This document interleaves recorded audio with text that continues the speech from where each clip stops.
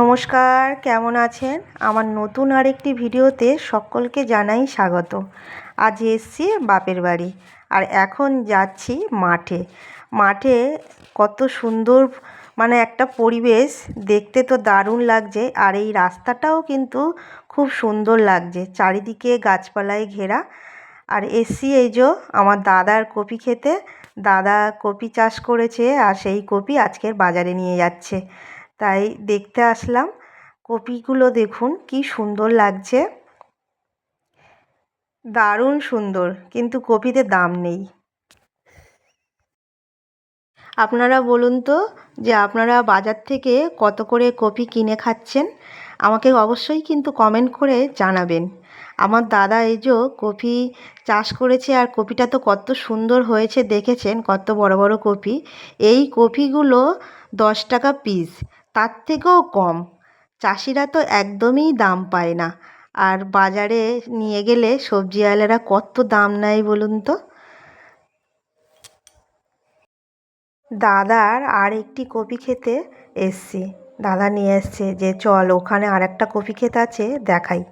এই যে এসছি, আর কপি ক্ষেতের এই যে ধার দিয়ে দেখছেন লাল লাল গাছ, এইগুলো হচ্ছে বিট গাছ। আর বিট গাছের দানা ফেলে ওখানে চারা করেছে, পরে ওই গাছগুলো অন্য জমিতে বসাবে। আর কপি দেখছেন, কপির ভিতরে আবার কিন্তু লঙ্কা গাছ আছে। এই কপিগুলো উঠে গেলে তারপর আবার লঙ্কা হবে।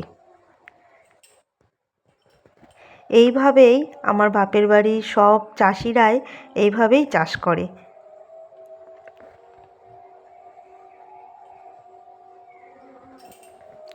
আর একটা দেখুন, এই যে পটল গাছ, পটল ক্ষেতটা দেখছেন কত বড় একটা পটল ক্ষেত।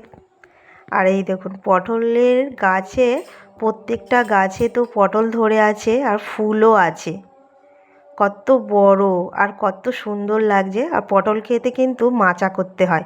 আর এই যে একটা লোক ফুল তুলছে, উনি এই জমির মালিক। আর উনি এই যে পটলের ফুল তুলছে, কাল ভোরের বেলা এই পটলের ফুল ছোঁয়াতে হয়, পটলের ফুল না ছোঁয়ালে পটল হয় না। তলার থেকে কতটা উঁচু দেখছেন, এই পটল খেতে কিন্তু মাচা করতে হয়, তাহলে পটল ভালো হয়। চারিদিকে শুধু সবুজে ঘেরা, চারিদিকে শুধু কপি, ফুলকপি, বাঁধাকপি, কত রকমের কপি নেবেন যা। আর লঙ্কা, লঙ্কা গাছে দেখুন ফুল এসছে। এখন লঙ্কা গাছ তেমনভাবে বড় হয়নি, কিন্তু লঙ্কা গাছগুলো এই ফুল আসার মতো হয়ে গেছে, ফুল তো ভর্তি, আর ছোট্ট ছোট্ট লঙ্কা। আর এই যে দেখুন গাঁদা ফুলের ক্ষেত, গাঁদা ফুলের ক্ষেতটা কত সুন্দর লাগছে দেখছেন। এখন কিন্তু গাছগুলো ছোট ছোট, যখন এই গাছ বড় হবে আরও ফুলে ভর্তি হয়ে যাবে। আর আসলে এই গাছ বেশি বড় করবে না, এই গাছ থেকে নতুন গাছ তৈরি করবে। আর কিছুটা ফুল তুলছি, আমার ভাইজি সন্ধ্যা পূজা করবে তার জন্য।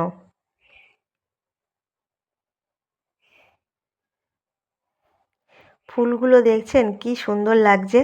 আর বেশ অনেক দিন পর এভাবে মাঠে এসে জমির থেকে ফুল তুলছি। আমার কিন্তু ফুলটা তুলতে ভীষণই ভালো লাগছে।